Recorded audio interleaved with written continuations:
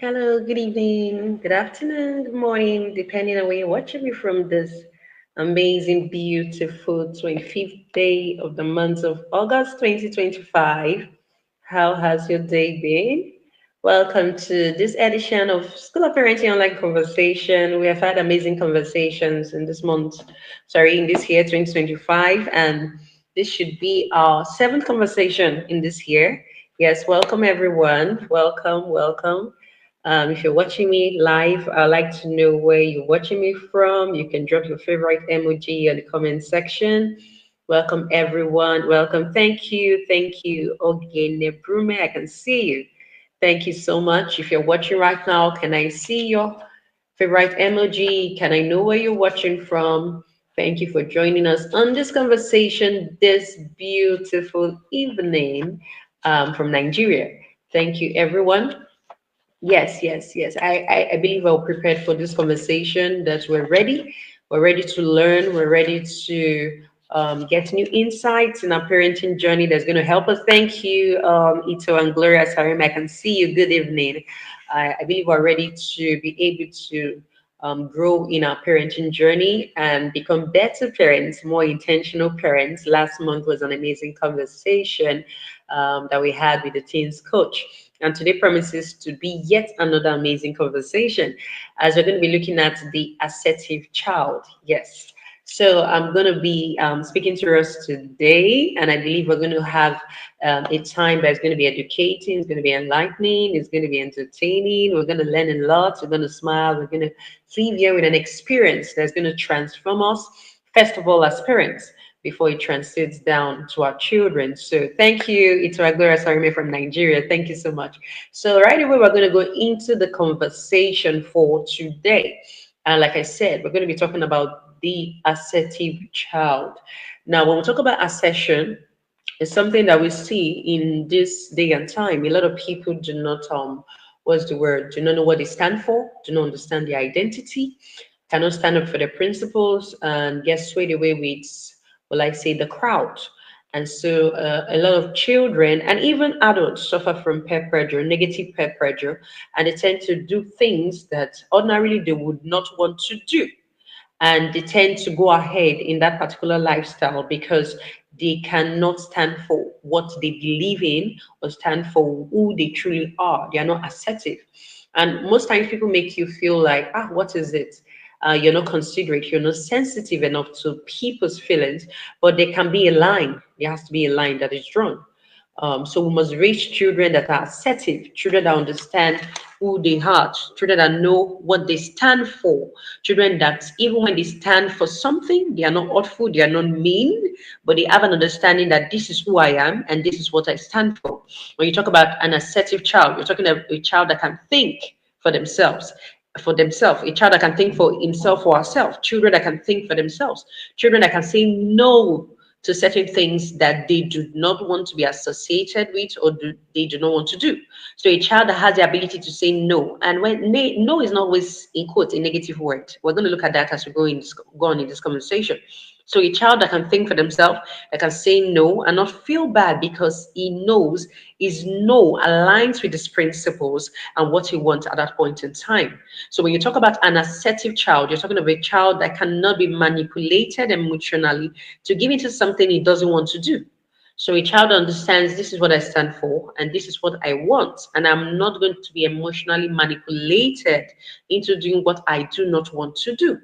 So when you talk about an assertive child, you're talking of a child that has control over his emotions, that has an understanding of emotional regulation, and is strong enough to stand for what he or she believes in without lashing out, getting angry, insulting, or even crushing the emotions of others.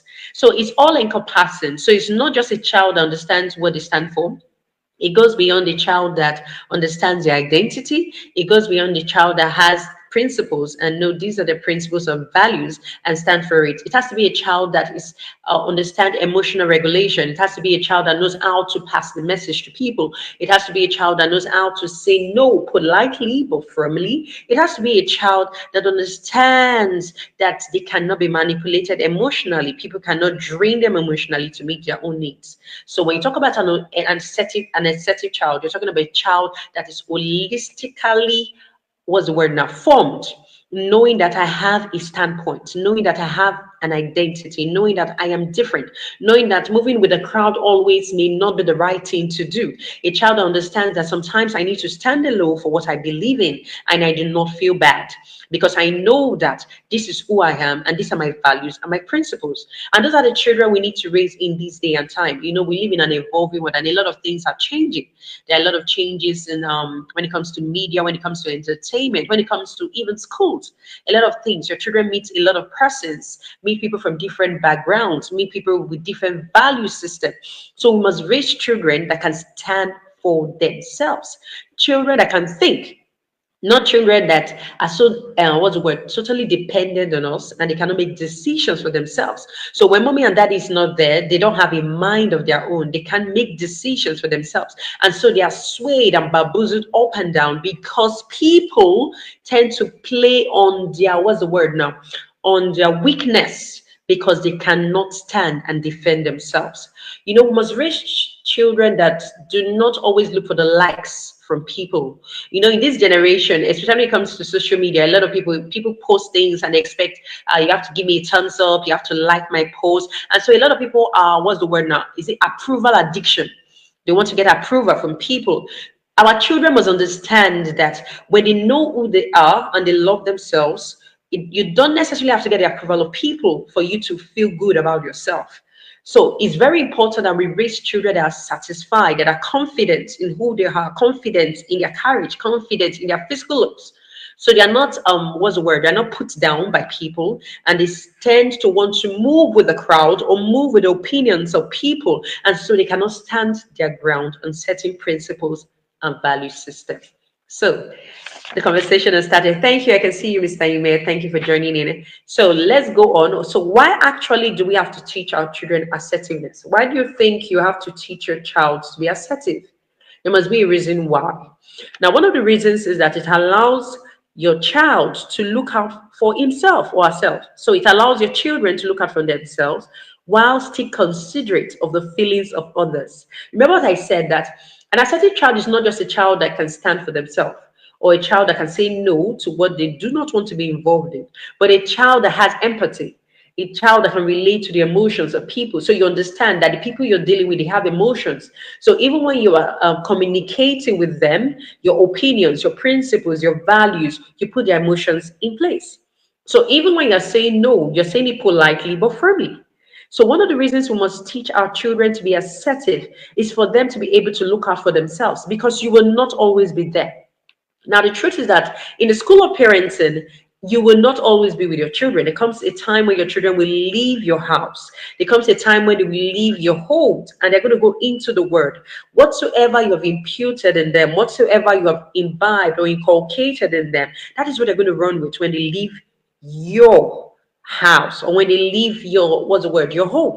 So it's very important that we raise our children with necessary skills so they can actually live in the world out there. You can always, I say it always on this school of parenting online conversation most of the times, that you can shield your child from the world out there. You can't lock them in your houses. The truth is that the only way you can shield them is to prepare them. So the way to shield your child from the decadence of the world out there is to prepare your child to be able to stand in the world out there, to be able to face every circumstance and the things, the pressures they're going to meet out there. That is the way to shield your children, not locking them up in the house or just taking them and keeping them away from certain things that they need to know. So if you are going to raise an assertive child, one of the reasons for you to do that is to be able to equip your child to be able to stand up for themselves, to be able to stand up for himself or herself, to be able to consider the feelings of others. Another reason why you must teach your children to be assertive is for them to have the ability to speak up. Now, a lot of children cannot speak up for themselves. So when they face certain circumstances, they run away or they shy away because they feel their opinions do not count. They feel their voice does not matter. So when you teach your children to be assertive, you're giving them the ability to stand up and speak for themselves and even for others without the fear of, maybe in quotes, what others think or say. So they know this is what I stand for, this is what I believe in. And if someone is saying contrary to that, I should be able to speak up for myself.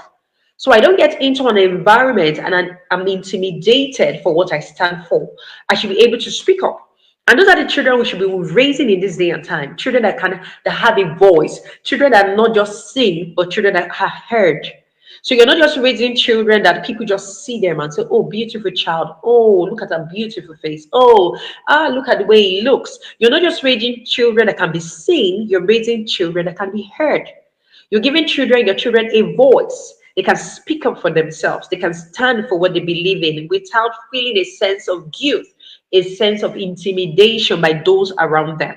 Because they know that every one person around them may not accept their principles, may not accept their value system, may not even believe in their opinions, but they believe in what they are saying. And so they speak up for themselves. So the reason, or one of the reasons why you must teach your children to be assertive is so that they can speak up and stand for themselves.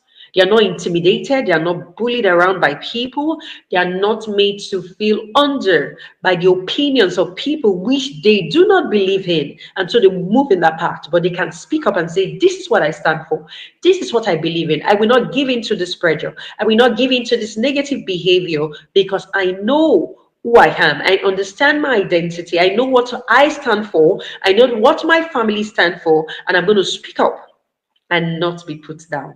So those are some of the reasons why you must teach your children to be assertive so that they are not put under, they are not covered, their potentials are not covered, they don't work in the wrong direction because they feel that, "Ah, I can't say anything." Have you come across children that feel like, "Oh, I don't want to say anything because if I'm going to talk about it now, everybody's going to just feel I'm weird. If I'm going to talk about it, I'm going to lose my friends. If I'm going to talk about it now, I'm going to be the one that is sidelined. If I'm going to talk about it or say what I believe in or what I stand for, people are going to look at me and say, 'What planet are you from?'" For example, maybe children are talking about certain things, maybe on social media, and your child is there and has a standpoint on certain things and feel that, "Oh, all my friends are tilting towards the direction. I don't need to say anything, no, so that they don't feel that I'm the one that is out." No, we raise our children to be able to be confident and secured in what they believe in. And even in the midst of their friends, even in the midst of the crowd, they can speak up and say what they believe in and speak up and air their opinions and don't feel like everybody's going to run away from me. We must raise our children to be able to stand out. Yes, to be able to stand out for good and work for what they believe in. So now we're talking about assertiveness, raising assertive children, why it is needed, or how can you raise an assertive child. It's not enough to know what assertiveness means. It's not enough for you to know why you need an assertive child. You need to know how you can raise one because it's something that we need to do in this day and time. Have you can imagine, like, for example, you're a parent and your child just comes home from school and talks about the fact that in the class, everyone tends to like bully him or her and say certain things. And they know that, or for example, let's say, for example, malpractice, examination malpractice, and they come home and like everybody in my class believes that you can pass without cheating in an exam, you can pass without indulging in examination malpractice. And you're asking the child, "Okay, what did you say about it?" I say, "Mommy, I didn't say anything, oh, because me, I don't want to look like the person that is odd in the midst of the crowd." And you're wondering, but you have an opinion. You would have said something, but because that child has not been raised to be able to stand for what they believe in, they keep quiet. It's better I keep silent than to be branded the outcast in my class. But you can imagine if that child can stand up. Like, I do not believe in examination malpractice. I believe that you can read and you can go to an examination, you recall all you've read, and you still come out as an A student. Do you know there are certain persons in that class that may listen to what that child has to say? But most times, we raise our children to prefer silence than to speak up for what they believe in because they do not want to be sidelined. They do not want to feel like the inferior person. They don't want to be like the outcast. You want to feel among. You want to be involved, like I'm part of the crowd. But we must raise our children to stand out. Yes, because when they stand out, it goes to a point they become astounding. And the people that they think are going to push them outside are going to look for them in time to come. So it's very important that we give our children this knowledge and this skill. So how do you raise an assertive child? How do you raise a child to be assertive? Now you need to talk about it.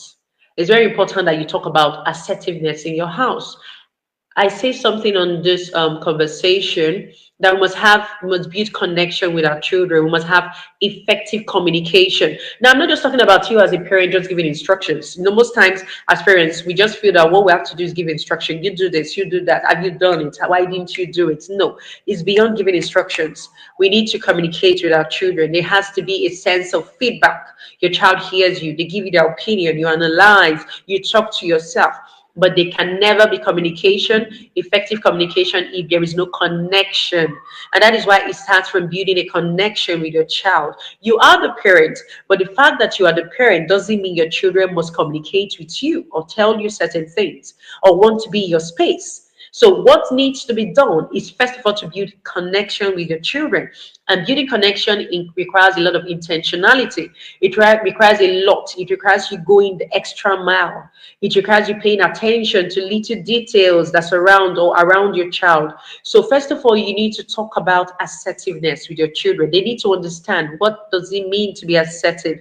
They need to understand the various way we communicate as individuals. They need to understand the difference between being passive, being aggressive, and being assertive. Most of the times, even as parents, we find out that we're passive or we're aggressive. Sometimes, if you look at the way we respond to situations around us, we are not very assertive. We tend to be very aggressive and we tend to be passive. Now, you need to communicate with your children what is actually the difference between being passive, between being aggressive, and being assertive.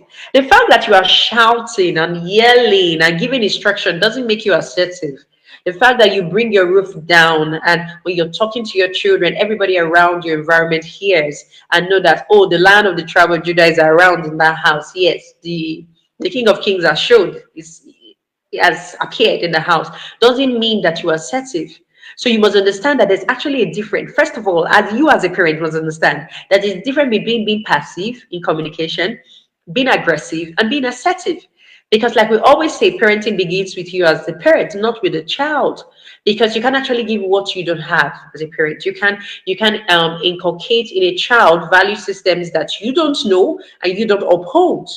So it begins with you. So you must actually understand what you're talking about. So you're not just going there to talk and just give them lectures. Children in this generation, they have a lot of knowledge at their disposal. So when your child is saying something, before you know, your child is already like, just find out like, mommy, you're lying. No, that's not the way it is. So you need to be equipped with the necessary knowledge and wisdom to be able to communicate life to your child. So you must understand, first of all, what does it mean to be a passive communicator? What does it mean to be an aggressive communicator? What does it mean to be an assertive communicator? You need to understand for yourself. And you need to analyze and find out, am I a passive communicator as a parent? Am I an aggressive communicator as a parent? Am I an assertive communicator as a parent? Because if you're going to teach your children assertiveness and you yourself as a parent, you're not assertive, how do you communicate that value? How do you communicate that skill to that child? Because you're going to look like, what's the word? It's like an hypocrite. You are saying something to me as your child that I should do, and I see in your life that you don't do it. So it's like there's going to be a contradiction. So you must understand this first. You must make sure that even in your life, you are living it out. You're going to talk about modeling. There's no way we're going to talk about parents. We're talking about being the role model. You're going to find out that you have to be living it out. You may not be perfect in living it out before you start teaching your children, but you must be in the process. Because there's actually no perfection in anything. You can't be a perfect parent. We know that. There is no perfect parent anywhere. But your parents are continually improving on themselves from a daily basis. You're growing from good to being better, from better to being continual improvement. So you must understand, what does it mean to be a passive communicator? What does it mean to be a passive? It means to be silent. You're a communicator that doesn't talk. You keep quiet. You avoid conflict. As in, you don't want to get involved in all the drama. You don't want to get involved in conflict. You avoid it. So you find a way to just meander around the conflict and you're out. You don't want to face issues headlong and say, this is a problem. How do we solve it? This is the way out. Or this is what I think and I can't take it anymore. And you just find a way to avoid the conflict and just disappear like if there is no conflict, forgetting that whatsoever you leave unattended to today, you're going to face tomorrow. The issues are not just going to vanish because you refuse to give attention to them. The challenges are not just going to go away because you were silent. And I think sometimes as parents, we tend to be silent with the issues around us in our home, with the issues we have with our children, thinking that it will disappear. It's not going to disappear. And we tend to go with a silent treatment, hoping that our children are going to understand, hoping that we're going to go through this phase and it's just going to vanish. It doesn't happen that way. So when you are a passive communicator, you prefer to be silent. You prefer to keep quiet. You prefer to just turn a blind eye because you don't want to be involved in resolving the conflict. You tend to avoid conflict. And that doesn't help because it makes things worse.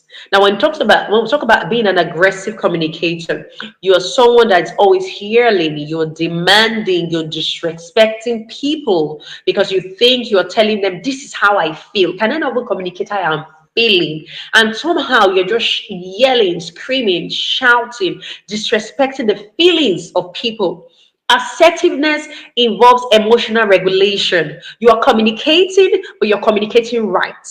So sometimes, and I think that's one of the problems we have as parents, you're trying to communicate with your children, but your pattern or your method of communication doesn't pass the message. So you're screaming and you're shouting, and you think that they're not hearing you, and they're wondering, okay, after she has finished shouting or he has finished yelling, he will leave us alone now. And everything you just said, you may be so shocked that your children didn't pick anything. They didn't get any value, they didn't get any lesson for what you were trying to communicate because you have been aggressive. And most times, I think it has to do with our upbringing, it has to do with our environment, it has to do with all the things we have associated ourselves with while growing up. You know, we're a sum total of our environment, of our emotional experiences, and of the people we have met, of the parents that raised us. So it's like this is the world we are used to. If we don't heal, if we don't shout, our children will not listen. So you find out that some parents will tell you that if I don't shout, I can't get their attention. And the truth is that it is the way you raise your children, they will grow up to respond to you. Because they're actually parents that don't need to yell and just call out to their children and respond. But because we have raised our children that if we're not shouting or we are not screaming, we can't get their attention. And you find out that they grow to that point that if they are not screaming or they are not yelling, they can't communicate. So somebody can actually be outside. You're like, why are you screaming now? I'm just standing with you. But that is how the child knows how to communicate because that's how communication happens in the home or in their home.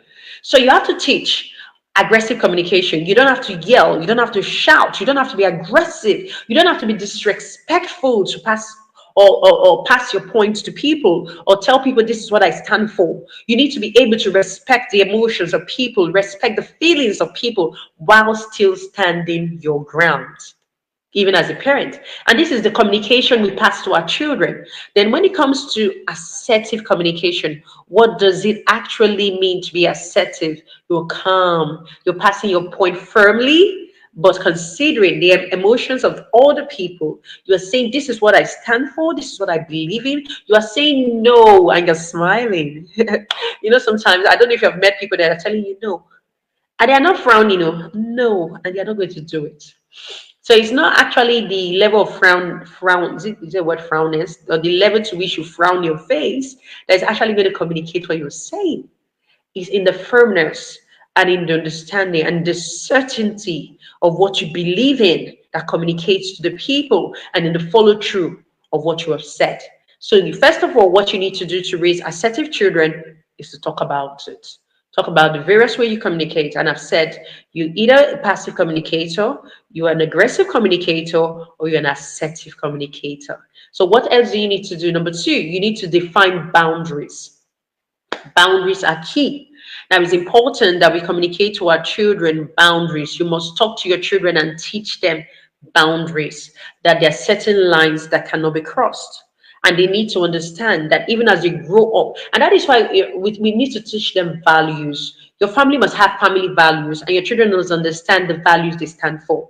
So when they understand the values they stand for, they know certain lines cannot be crossed. in line with their value system. So you must teach them the importance of values. You can use illustrations like we have a fence, our house is fenced. So this is like a boundary to keep people outside. And the reason why we have this fence is for security.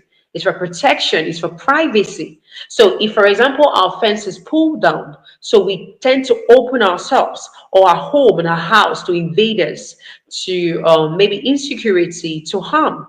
So, why is the fence there? Is to keep us protected, is to keep us secured, and is to help us with our privacy. So you can use illustrations like this to be able to enable your children understand when you're talking about boundaries, especially your younger children. So when you talk about boundaries, boundaries has to be physical. There has to be physical boundaries, there are emotional boundaries, there are social boundaries, there are workplace boundaries, there are even boundaries in school. So our children must understand that they have a right. They have a right to put boundaries, physical boundaries, emotional boundaries, social boundaries, boundaries when they're in school, and for those that are grown up, boundaries in their workplace, so that people can understand that this is what they stand for and people can respect their boundaries. So teach them the importance of boundaries. It will help them to be able to be assertive because they have an understanding that they have a right to set boundaries around various aspects of their life and stand by these boundaries without a sense of guilt whatsoever. So our children must be taught boundaries, the importance of boundaries, and they should be able to set boundaries for themselves and communicate these boundaries to those around them. Now, children have the right to let me dwell a little on body autonomy. Our children have a right to body autonomy. They have a right to set boundaries for their bodies. Yes, physical boundaries. Now you wonder, and I was thinking about it when I was trying to prepare for this. Who actually said a child doesn't have a right to resist a hug? Have you ever been in a situation where your child, somebody is trying to hug your child? Let me go down to the fact that maybe a relative comes to your house and is trying to hug your child, and your child doesn't want to be hugged. And sometimes as parents, like, what is it now? Allow uncle to hug you now. Is it not auntie? Allow auntie to hug you. Do you know you need to be able to respect your child's space? Now, if your child doesn't feel like being hugged, don't pressurize the child to be hugged. It's part of teaching boundaries. Now, the child understand that I have a right to my space and I don't want to be hugged. So you can actually say, oh, I think, okay, okay, the child doesn't want to be hugged. Probably the child just wants a handshake. It's fine. Little things like this, you're communicating boundaries to your child. So a child refused to maybe hug someone, or a child refuses to be friends with someone, and sometimes maybe as a parent, like, why will you not like her to be your friend? Why don't you want him to be your friend? His mother is my friend, his father is my friend, I know them all too well. Your child has a right to physical boundaries, especially when it's not going to be negative to them. So the child is saying, no, I don't want to be friends with this person. You don't have to go bring all everything down and say, no, you have to be friend with this person. You don't understand. Most of the times you need to sit with this child and ask the child, why your decision? Why are you taking this path? So you understand where the child is coming from. So it's not like, no, now, why can't this person not be your friend? Why will you not allow uncle to hug you? What is it? What is it? Sometimes we need to sit down and see or hear the perspective of our children. It is very important. So your child has a right to body autonomy, physical boundaries. And when you say no, or you must teach your child that when they say no, they've not committed an offense. Yes, your child has a right to say no. So your children wasn't, sometimes people find it difficult to say no because they feel that, okay, if I say no, I'm going to hurt the feelings of someone. But I don't think if you're hurting in quotes, someone's feelings is hurt because you're standing for what is right and what you believe in, then it's not a bad thing. It's not a bad thing. So your children must be able to learn to say no and don't feel that they have done something wrong, especially when they're in the right and they're standing for what they believe in. Teach them the power of no. There's a power in saying no to what you stand for and what you believe is true. Your children must not always be yes, yes children. Do you want Coke? Yes. Do you want to go to the party? Yes. Do you want to be involved in examination malpractice? Yes. Do you want to watch the movie now? Yes. They don't even say no because they feel that if I say no now, I'm going to hurt somebody's feeling. Yeah, and if my friend is hurt and they don't want to be friends with me, for goodness sake, there are a lot of friends out there. Your children must come to the point that they believe so much in themselves and they're confident in their potentials and their ability and know that they are unique in themselves. And even if certain persons live their lives because of what they stand for, more persons will come into their life that believe in what they stand for. So they must be confident in who they are and what they stand for. So teach your children to learn to say no when it is needed. And they should say no with a sense of humility and saying they're not feeling like they've done something wrong. So no is not always a negative word. It might just be the positive word that keeps you true or your child true to their identity and what they stand for. So it will just be that positive word that will keep your child to be sane, that will keep your child to be true to what they believe in and what they stand for. So as parents, we must learn to respect our children's no, especially when the resultant effect of the no is not negative or detrimental to them. Now, I'm going to give an example. Your child says no, like I was saying, I don't want to be friends with this person. And probably your child has a very good reason why he or she doesn't want to be friends with that person. Probably the person may, let's for example, the person is a bully or he doesn't like the principles of that person or the value system. If you take out time to probe, you should be able to respect your child's no. Now, I'm not talking of the fact that maybe you need to feed your child or maybe your child needs to take medication and your child is sick and your child say, no, mommy, I don't want the medication because it's not sweet. No, that's what I'm saying. But there are certain scenarios where you need to respect the no of your child. When your child says no to a certain, maybe certain ways of dressing, respect your child. Probably your child just feels that I need to be covered. I don't like exposing myself, which is a good thing. Respect your child's no, not to expose herself. Don't make the child feel that you're not trendy, you're not, oh, are you not seeing it? No. The child understands that I've set boundaries for myself, and this is the principles I want to follow because these are my value system. You should be able to encourage your children in the right direction and don't make them feel less or make them feel like they're in the stone age or make them feel that they're not trendy enough. For example, your child says no to hang out with a certain friend, or your child says no to towing a particular career path. That's a discussion for another day. We must be able to sit with them and understand where they're coming from. Or your child says no to examination malpractice. I've seen parents that will lure their children and make their children feel bad because they don't want to be involved. And you can imagine a parent telling a child that you're going to fail, oh, don't you know in this day and time, if you're not helped in an exam, you're not going to pass. Who does that? A child is standing for a value system of integrity and is saying no to maybe cheating in an exam or cheating someone. And a parent is saying, you can't succeed in life without you doing those things, for goodness sake. You should be able to respect the no of your child in such situations. You should even be proud of having such a child that understands that there are certain paths they should not follow or they should not align themselves with. We should not be parents that put our children in a mess because we feel that we want to get them to the destination fast and we don't care the process they need to take through.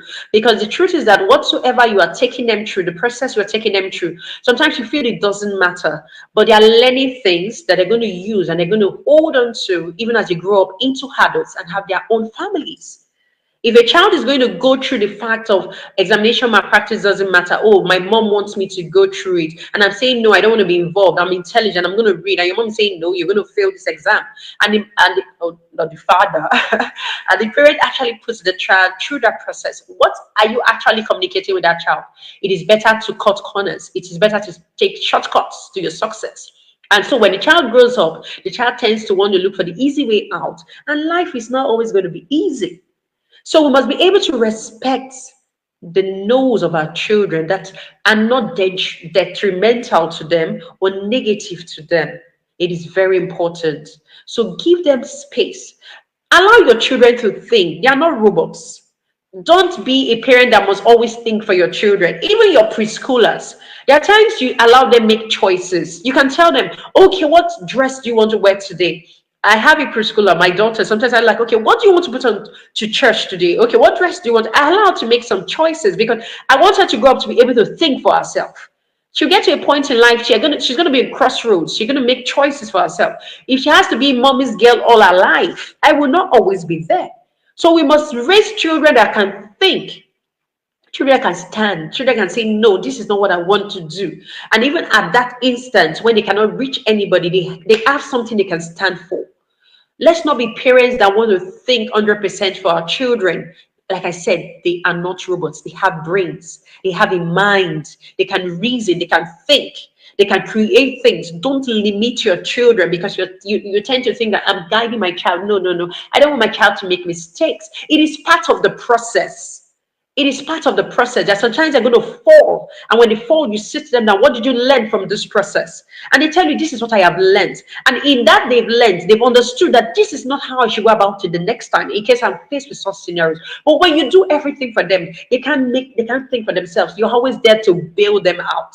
You know, as parents, most times we want to always bail our children out. But sometimes they should face the music for their actions. Yes, that's how they're going to learn. Because when you grow up to the point that you're always bailing your children out, they know, okay, if I commit this atrocity, I'm going to just call mommy, I'm going to call daddy, and they're going to bail me out. What kind of children or child do we think we're raising? Children that just have an entitlement mentality, feeling that because mommy and daddy is there, I am good, I can do anything and get away with anything. We must raise children that can think. And that's what it means to be assertive. It's part of what it means to be assertive. You can think for yourself. You can make choices for yourself. You can stand for what you believe in. And you're not waiting for anybody to give you an approval. You know, this is what I stand for. And you run with it.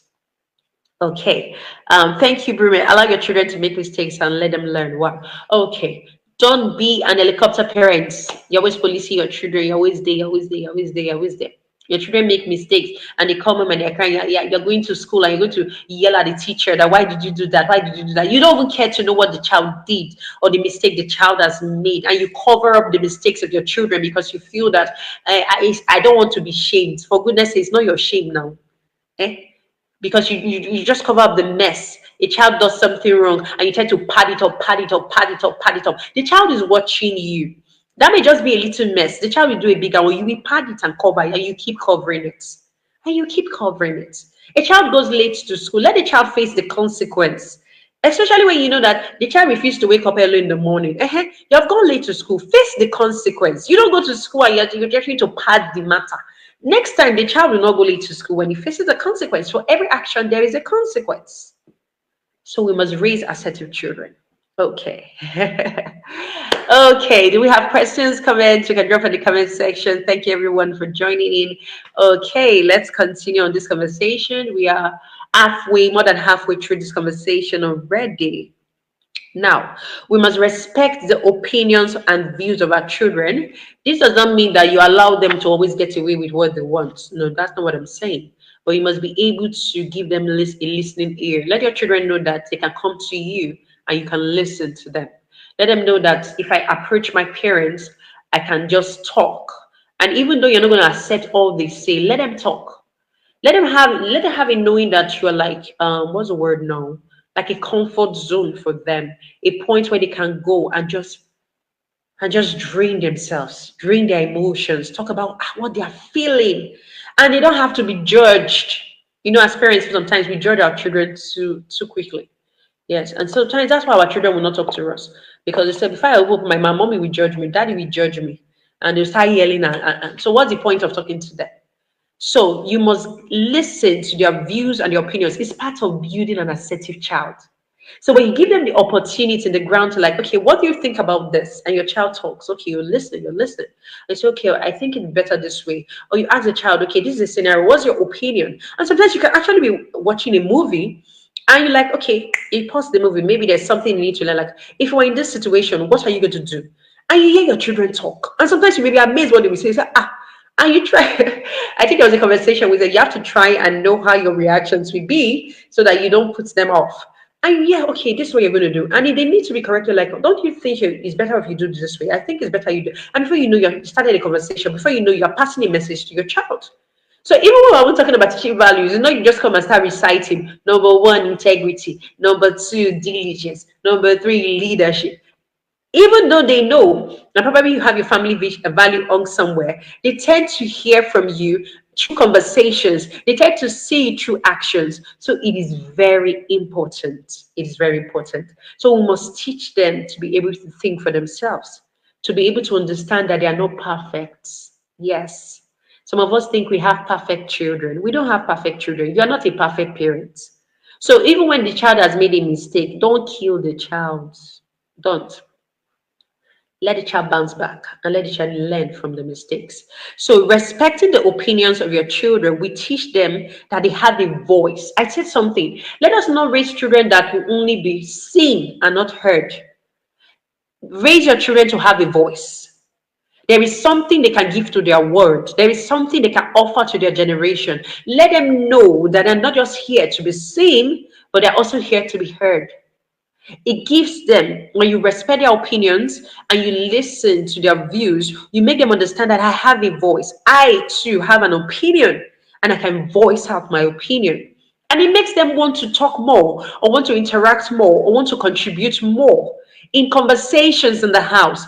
Learn not to shut your children down every time. I have seen parents that everything just say, who asked you? Why are you talking? What do you even know, Seth? Are you supposed to be talking? Do you even know what we're talking about? This small girl, you that was born 2 days ago, what are you saying? Learn not to always to shut your children, even your preschoolers. Yes, let them talk. Sometimes when you have toddlers, they will just be talking. You wonder, what's it with this child? Learn not to shut them down. It makes them feel that I can talk. When you keep shutting a child down, the child gets to a point that the child feels that I don't have anything to offer. So there's no need talking. You find out that in some school settings, there are certain students or children that don't even talk at all because they think, most likely, they think that I don't have anything to contribute. Probably because they are always shut down in the house. Next thing I say, shut up. I can shut up. Next thing I say, keep quiet. Who asks for your opinion? You don't even have anything. Look at the way you're just talking. What you're saying now, does it make sense? Does it make sense? Does any sensible, for goodness sake? As parents, we must be careful not to shut our children down. Do not say certain words to your children that will make them feel inferior, that will make them feel less. You must say words that build up your children, words that energize them, words that make them feel that they are on top of the world and they can do anything. Their mind sets up. Very important. So allow your children to air their views, to air their opinions. Yes, it also when you give them the opportunity to air their views and their opinions, it also builds their self-esteem and their self-worth because they feel that I am important also. I have a stake in this family.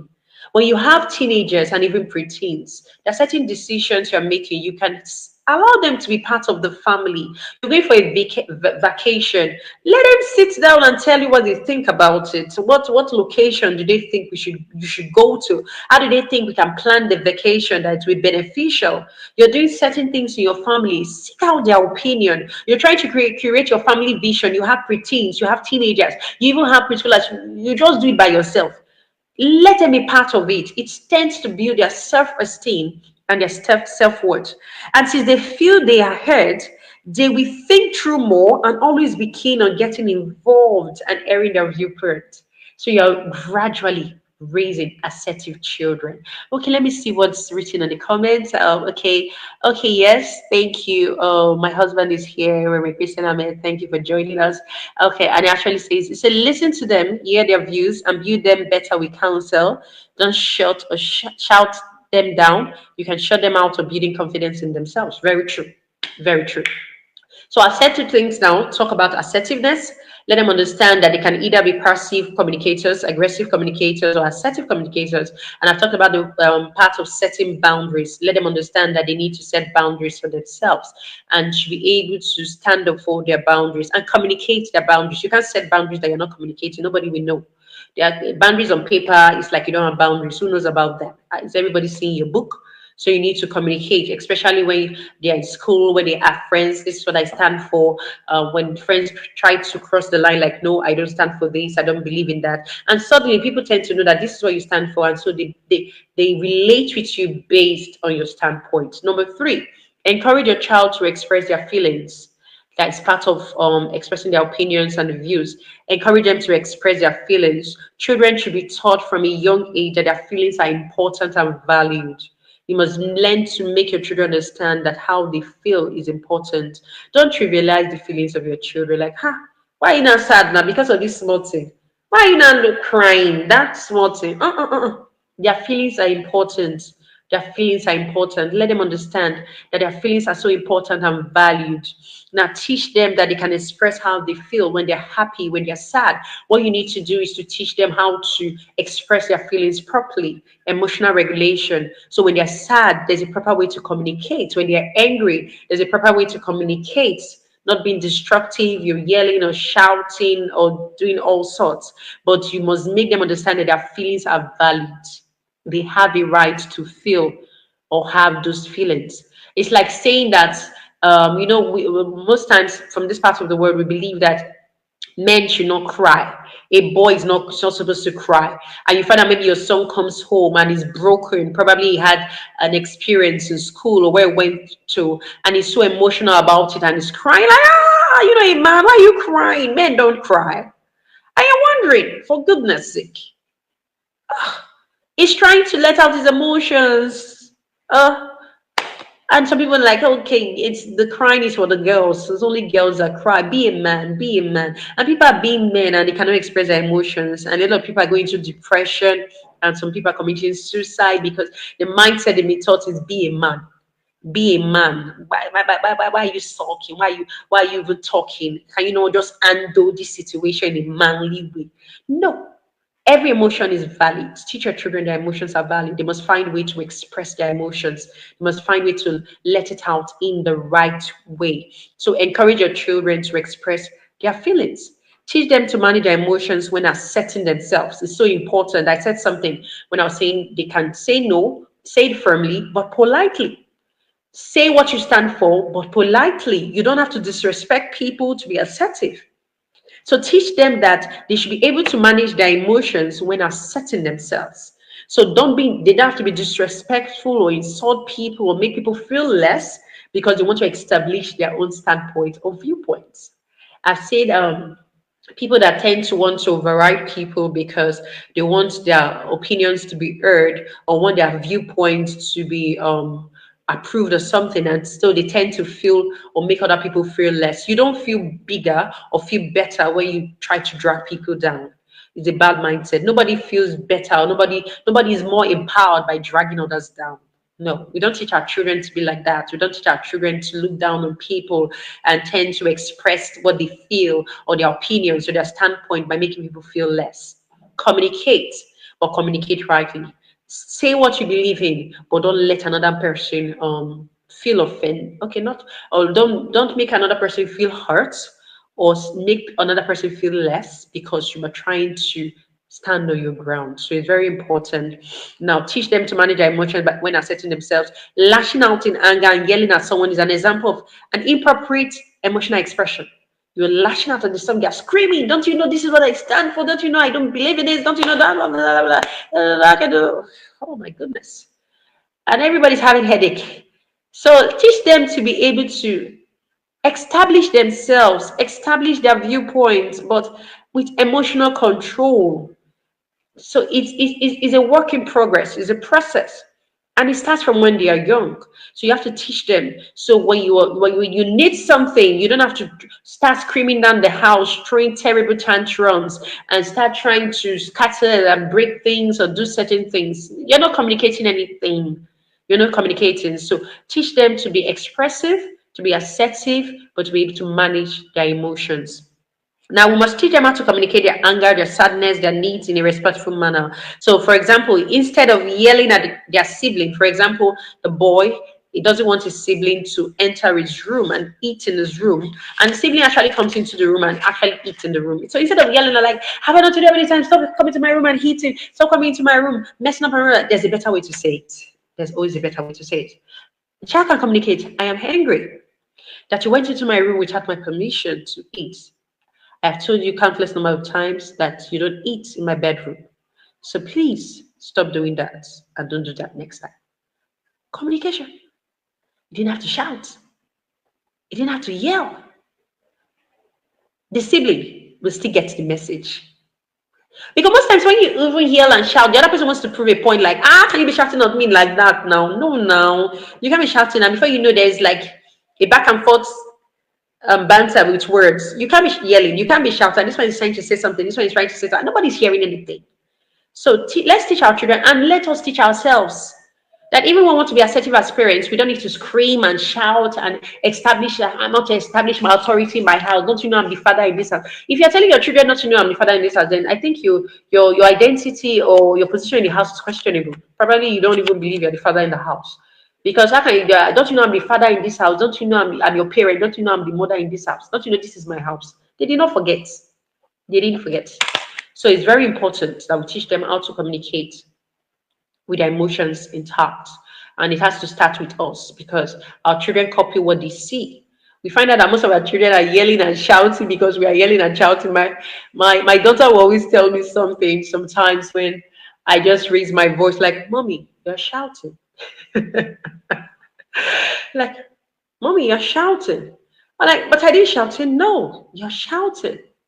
You don't have to shout. So it's very important that we create the right atmosphere in our homes because our children are actually watching and they copy us. So when, for example, she's trying to communicate to me and it looks like, I'm like, but you're shouting. Like, Mommy, no, you're shouting. So there's an understanding that there should be a certain tone of voice when you're communicating in the house. So you're not yelling, you're not shouting, even when you're trying to correct, you're trying to discipline and the rest. So, oh, our time is fast winding up. So number 4 is teach your child to follow through. Now, your child already has a sense of understanding that this is what I stand for, these are my boundaries. They should learn to follow through. So you don't just say something once, and after a while, you turn a blind eye, like, I am tired, I can't follow through. Now, for example, like the example I gave, your child says to his sibling, don't come into my room and eat in my room. And maybe after twice, the younger one or any of the sibling does it and he talks about it. After a while, like he starts talking about it and they keep doing it. So it's like you don't even know what you stand for now because we're doing it and nobody's saying anything. And sometimes as parents, that's what we do. You say, for example, this is the action, and to this action is the consequence.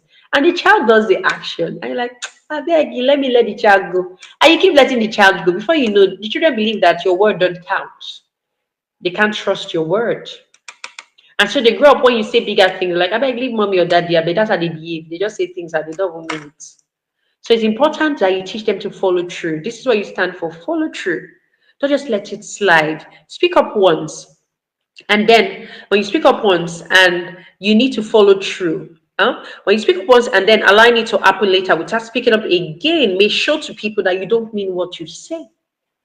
So they must be able to stand for what's the word now? Mean what they say and stand for what they mean and follow through on it. So don't just say something today and the next day you say it again, and after a while you're not saying anything and anything goes for you. People will not trust your word. As parents, we need our children to be able to believe what we say. Our word is abound.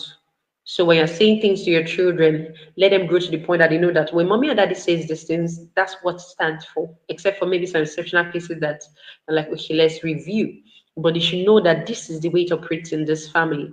You are communicating to them that they must learn to stand for what they say and follow through with it. I believe we're getting something in this conversation. If you are, can I see maybe a word in the comment section? I'm seeing a lot of comments right now. Thank you, Amarachi, Ushegu. Thank you. Um, Ekino Dose, thank you so much. So I'm going to be wrapping up on this conversation soon. The next thing you need to do to build an assertive child is to model confidence. You can't take away modeling from parenting. Yes, you are the first teacher of your child. You are the first mirror they see. They see themselves in you.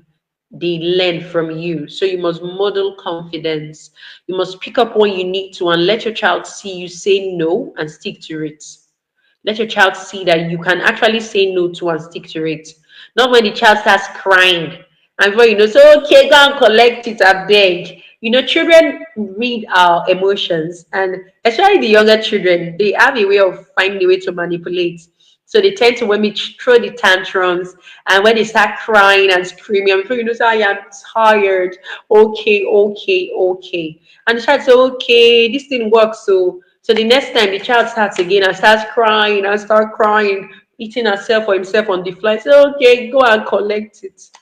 We must model assertiveness. So if it is a no, it's a no. You have told your children that they can't have candy before dinner. And all of a sudden, one of them comes and like, "Mommy, please, I need candy," and starts crying and starts frowning and is not smiling. I say, "Oh, the happiness of my okay, go and have candy." Tomorrow, that child will come again like that. So you must model assertiveness yourself. You must learn to say no as a parent for things that needs to be said no to. Learn to say no. Say it nicely. Say it lovingly and say it firmly. Yes. And sometimes my daughter comes and I tell her, no, you can't have it. And she's kind of like, no, you can't. Yes. Sometimes the cry is a little, but you have to teach them. So she gets to understand that it doesn't work this way. It doesn't work this way. So we must be assertive as parents. Now you can learn to discuss the times assertiveness was difficult for you as a parent because there sometimes it's actually difficult to be assertive. It's actually difficult to stand for something you believe in and actually say no. You face that difficult situation sometimes, and as parents who have gone through that seasons in our lives where there are certain things we stand for, and probably we couldn't say no to them, and we let it slide. You can discuss this with your children, the times assertiveness was difficult for you and how you overcame by learning to practice more or being assertive. Your children should know that you are not superhuman. Yes, you are not infallible. There's no parent that is infallible. We make mistakes, we fall down, but the beautiful thing is that we dust ourselves off and we rise again. So you can discuss those times with them. Then another thing you can do to model confidence as a parent is using a calm, confident voice when stating your views. I cannot emphasize this. You must be calm, you must be confident. You don't have to yell, you don't have to shout to communicate to your children. It's not the yelling or shouting that actually gets their attention. You get to a point you will yell down the house and nobody will listen to you because to them, we just have a yelling and screaming and shouting, mommy and daddy. And when you start, they just go into their room and shut their doors. And you're not saying anything to anyone. So we must learn to become confident when stating our views, our opinions, and trying to instruct our children in the way that they should go. Number seven, build confidence in your children. I've said this already. Give them choices. Let them be responsible. Raise responsible children. Raise boys that are responsible and resilient. Yes, raise boys or even girls to responsible and resilient. So make them make choices close to where can we go out for family movie nights? Where can we go out for family retreat? Give them opportunity to make choices. They're going into a new class. Okay, what course of study, what career path do you want to go into? You should guide them as a parent. You are a guide, but you should give them choices and allow them room to be able to choose and make some choices in their lives because actually they're going to be the ones living their lives, not you. So what you can actually do as a parent is to feed them with the necessary value system, the values they need, give them the necessary skills they need to get, communication skills, interactive skills, emotional intelligence skills, being assertive, because they will actually be the ones to live their lives, not you. So allow them to build confidence. Encourage problem solving instead of always solving their problems for them. Don't be a parent that is always bailing your children out. Before your children cry, you have run to school. Before they say Jack Robinson, you're already there. Sometimes when the child falls, look at the child. The child will stand up. See what the child will do. The child will stand up and get up and run and keep moving. Don't always be the one bailing out your children. Your children can't do things for themselves. You have a 10-year-old, you can't even clean up his room and you say his mom is bored and you tend to do everything, list this child's shoe, and you think that's how to communicate love. When we discipline our children, I'm not talking of beating your children, that's not what I'm saying. Discipline has to do with raising disciples, modeling, molding, that's training. That's what discipline means, to disciple, to train, to mold. When we discipline our children, when we teach them to go in the right way God wants them to go, the Bible says train up a child in the way he should go. When we train them in that way that they should go, that is actually us showing love to our children. So it's very important. What number are we? Okay, number eight. Use role play and practice. One of the ways you can teach your children and they understand what you're saying is to engage in role playing. That's playing out scenarios for them so they understand. If you find yourself in this scenario, what are you going to do? If you find yourself at this crossroad, what are you going to do? For example, if someone wants to copy your assignment in class, what are you going to do? What are you going to say? What will be your standpoint? So you're trying to paint a scenario, you're trying to get their feedback so you can help them to know or correct them when they make mistakes or the rest. So you're trying to build that scenario so when they get out there and face the real world, they know exactly that they need to be assertive. For example, if someone in your class says, okay, let's play a prank on the teacher, what are you going to do about it? Everyone in the class has agreed that we're going to pull the chair when this particular classmate is going to sit so that he or she falls on the ground. What are you going to do? Yes, so you're painting scenarios. When a sibling takes your toy, what is going to be your reaction? So that is just it. So you paint different scenarios. When your friend says, let's go to the clubhouse and let's do drugs, what is going to be your reaction? When they say that if you're not going to engage in this, no, you're no more our friends. We're going to cut you off from our circle. We're going to let you be alone. What will be your reaction? So you're giving them scenarios and you're trying to get their feedback from that scenarios, and you let them practice assertive responses. So they tell you, okay, this is what I okay, how are you going to respond? And they respond to you. For example, like, okay, I am your friend. I'm telling you, okay, let us go. How are you going to respond to me? So you're role playing it and they respond to you. So you're teaching them to practice assertive responses. You may find out that even as you do this role play, some of your children may not be bold enough. They may just be looking down, just dragging them out, and cannot even talk because they feel that no, I don't want to lose my circle. I want to be in the gang. I want to feel among. Whereas they can create their own circle, a circle that is unique and distinguished. So it is very important. So it's already past our time for a conversation.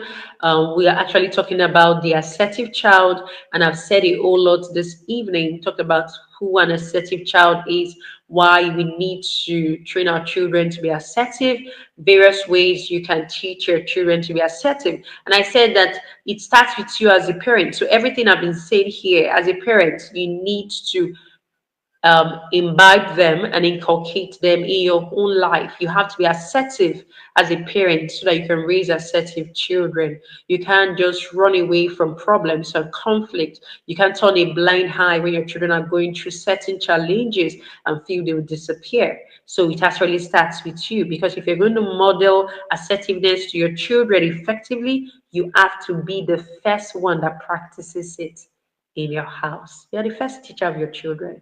You're the first role model. You're the one they see first. They learn from you. You don't leave the work to the school.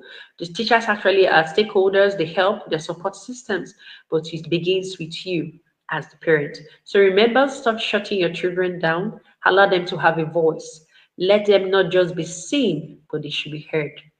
Don't be so concerned about the physical outlook of your children and forget about the potentials and the abilities they have inside of them that they can give to their world. Every child is a voice to their generation. They have to find their niche and find their purpose. And part of what you're doing, building assertiveness in them, is to help them to be equipped for the world out there. So when they go there, they can be a voice that stands out, that contributes positively to their generation and to the world at large. So it's very important. So an assertive child learns to speak up with respect, protect their boundaries, and considers the needs of others. And an assertive child is empathetic. An assertive child knows what he wants, knows how to communicate and stand for what he wants, considering the emotions of people, knows how to communicate with the right emotions, knows how to put people's emotions also in perspective, and knows how to be respectful even when they stand on the ground. An assertive child knows how to say no when the need arises. So it's a lot. It's a lot. Parenting is hard work, but it's a beautiful work. And it's a privilege to be a parent. When you're a parent, see it as a privilege. God has entrusted you with another human for you to be able to breathe life into them and make them fulfill their purpose. So be appreciative to God for that privilege that you have.